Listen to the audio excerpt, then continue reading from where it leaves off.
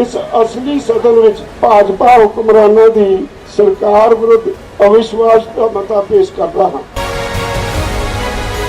जे कोई लोकतंत्रिक ढंग नाल आवाज उठाता है तो ईडी CBI और होर केंद्र दी एजेंसियों तो डराया जाता है। आने वाले समय में जो भी लोगों के नुमाइंदे लोगों की अनदेखी करेंगे, लोग उनको बर्दाश्त नहीं करेंगे।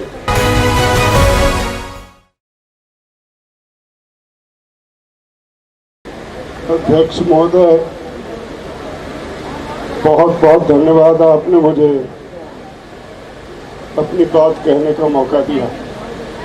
इससे पहले मैं कोई बात करूं, मैं आपके माध्यम से जो हमारे मीडिया के मित्र हैं उनसे रिक्वेस्ट करूंगा कि हमारा जो सेशन है इसमें एक ही बात है सबसे बड़ी, ये वेल डिसिप्लिन और पीसफुली चल रहा है। कृपया, आपकी अपनी मजबूरी है, आपने फोटोग्राफ लेने हैं, लेकिन हमारे इस फंक्शन को डिस्टर्ब मत कीजिए। महोदय, आज मुझे याद आ government of the people, by the people, for the people, परंतु आज हम कहाँ हैं? बदकिस्मती ये है कि समय से आज वोट पड़ते हैं, सरकार बनती है, फिर वो सरकार लोगों की नहीं रहती और फिर वो सरकार लोगों का भला करने का नहीं सोचती। इसलिए स्थिति ऐसी बन गई है, ऐसा लगने लगा है government of the corporates, bye the people, for the corporates हो गया है। ऐसी स्थिति में जब लोगों के नुमाइंदे जिनको हम चुन के भेजते हैं यहाँ पे, ये साथ ही पार्लियामेंट में बैठते हैं, वो एक अलग क्लास बन के रह गए हैं। लोगों से उनका नाता जैसे टूट गया है और वो लोग आम आदमी की समस्याओं से दूर रहने लगे हैं। हमारी पार्लियामेंट में जो कुछ होता है लोग अब समझने लगे हैं। मैं समझता हूं इस आंदोलन की प्राप्ति है कि लोगों में अवेयरनेस आई है और आने वाले समय में जो भी लोगों के नुमाइंदे लोगों की अनदेखी करेंगे, लोग उनको बर्दाश्त नहीं करेंगे। आज जैसी स्थिति है, सरकार ने मजबूर किया और हमारे नुमाइंदों ने इस तरफ ध्यान नहीं दिया तो लोग बाहर निकले। शुरू से कभी रेलवे लाइंस पर, कभी धरने मुजाहरे और आज एक बड़े आंदोलन के रूप में दिल्ली की सड़कों पे, दिल्ली के इर्द गिर्द सारे देश का किसान, मजदूर और आम लोग आके बैठ गए हैं और ये जन आंदोलन बन गया है। और उस जन आंदोलन से ही ये एक हिस्टोरिक, इसके पैरेलल लोगों की सांसें चढ़ाएं ताकि उनको थोड़ी समझ आए कि जो आप नहीं कर रहे वो लोगों ने करना शुरू कर दिया है। ये एक नया कंसेप्ट है जो सारी दुनिया के लोगों के लिए इस आंदोलन ने दिया है। हम किसान हैं, किसान थे और किसान रहे। घरों में कैद थे, सरकार ने अपने मंसूबे पाले, खुद उठे, आंदोलन शुरू हुआ और आज ये प्रचंड हो गया।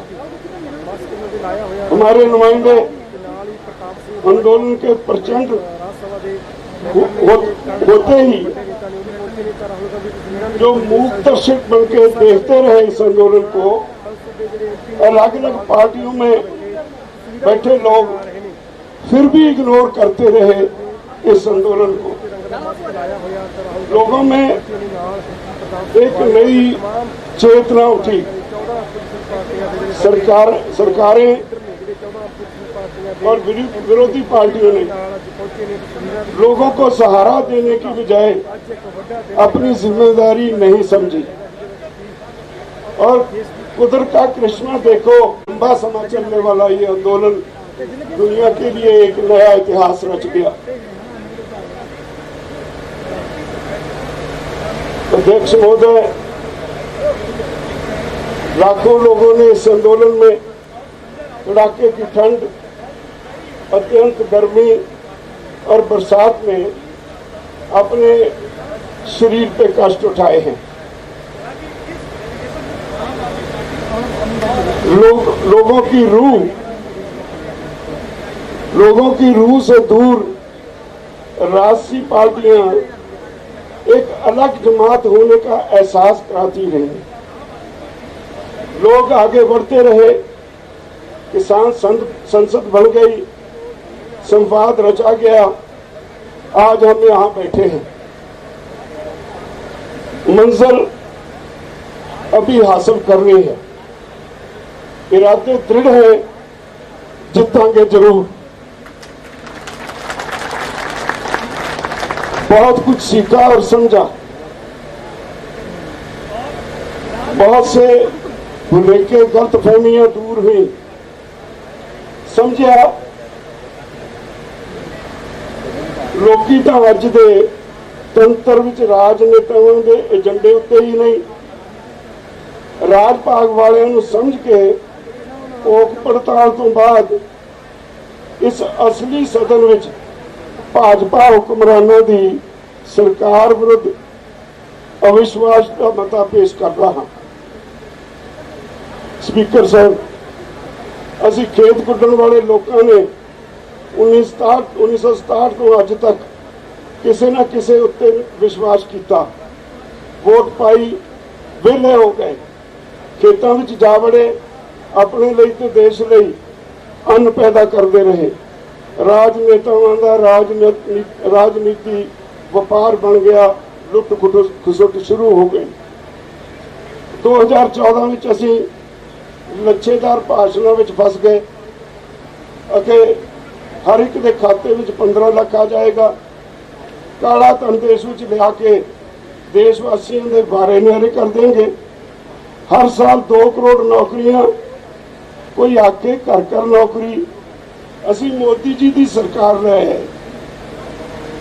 होया कि मोदी जी ने नोटबंदी की, लोकी अपने ही पैसों ਲਈ बैंकों अगे लाइनों में लगे दुनिया तो चले गए। एक इस तो देश नूं की मिलिया कुछ पता नहीं, किन्ना काला धन लभ्या कुछ पता नहीं, विदेशी बैंकों तो किन्ना धन वापस आया कोई हिसाब या जानकारी नहीं। स्पीकर साहब, GST लागू हो गया, व्यापारियों इंडस्ट्री वालों का लोगों का नक विच दम हो गया। उल्टा मोदी सरकार के मोढियां उत्ते चढ़ के कुछ लोग बैंकों तो हर रोज हज़ारां करोड़ कर्जा लेके विदेश NPA कह के हर साल लाखों करोड़ माफ करन लग पई। देश की जायदाद बेचनी शुरू हो गई। देश का संचार सिस्टम अंबानी, डिफेंस खेत्र में अंबानी। स्पीकर सर, अज देश का हर शहरी महंगाई कारण तड़प रहा है। डीजल, पेट्रोल, रसोई गैस दी कीमतां आम आदमी की पहुंच तो बाहर हैं। खाते में गैस सबसिडी का ड्रामा फेल हो गया है। किसानों को 6000 रुपये सालाना देने का भुलेखा दूर हो गया है, पैसे वसूले जा रहे हैं। लोगों का जीना मुश्किल हो गया। एक एक करके सारे सरकारी अदारे सेल पे लगे हुए हैं। हर मेहनत कश नूं कुचलिया ही नहीं जा रहा, सगों कॉरपोरेट घराणियां दे बंधुआ मजदूर बनाया जा रहा है। सरकार नूं देश के सारे असासे बेचण लई अंबानी, अडानी और कॉरपोरेट घराणियां तो बिना कुछ भी दिखाई नहीं दे रहा। स्पीकर साहब, असी मोदी सरकार के हथकंडिਆਂ तो बहुत कुछ सीखा है। सानू समझ पई है कि मोदी सरकार नूं किसानां मजदूरां नाल दिली नफरत है। कहते हैं सोहणिया तू बोल तो सही, मैं देखा तू अंदरों कितना सोहना है। पिछले 8 महीने तो दिल्ली के बॉर्डर उत्ते बैठे किसानों नूं मोदी जी ते उन्हां दे साथियों ने कदी खालिस्तानी, कदे पाकिस्तानी, कदे देशद्रोही अते हुण तां किसानां मजदूरां प्रति नफरत की हालत यह है।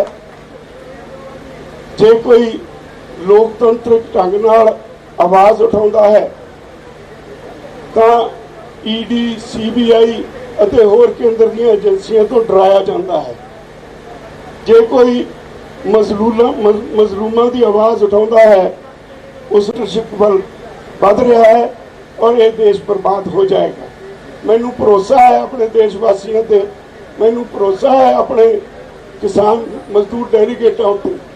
जिहड़ी लड़ाई तुसीं विढ़ी है इन्हें दुनिया विच अपनी थां बनाई है। अज दुनिया के विकसित अकवां दे देशां विच हाउस ऑफ कॉमन्स विच 2 बार तुहाडे इन्हां मंगां दे उत्ते चर्चा हो चुकी है। न्यूजीलैंड की न्यूजीलैंड की पार्लीमेंट विच, आस्ट्रेलिया की पार्लीमेंट विच चर्चा हो चुकी है। यूनाइटेड नेशन चर्चा हो चुकी है। ह्यूमन राइट्स इंटरनेशनल में चर्चा हो चुकी है। पर असी चेतावनी दिंदे हां भई सही रस्ते ते आ जाओ, नहीं तो ये देश बर्बाद हो जाएगा और लोग तुहानू भी नहीं बख्शणगे। मैं अखीर विच फिर स्पीकर साहब इस सदन के सामने ये मोदी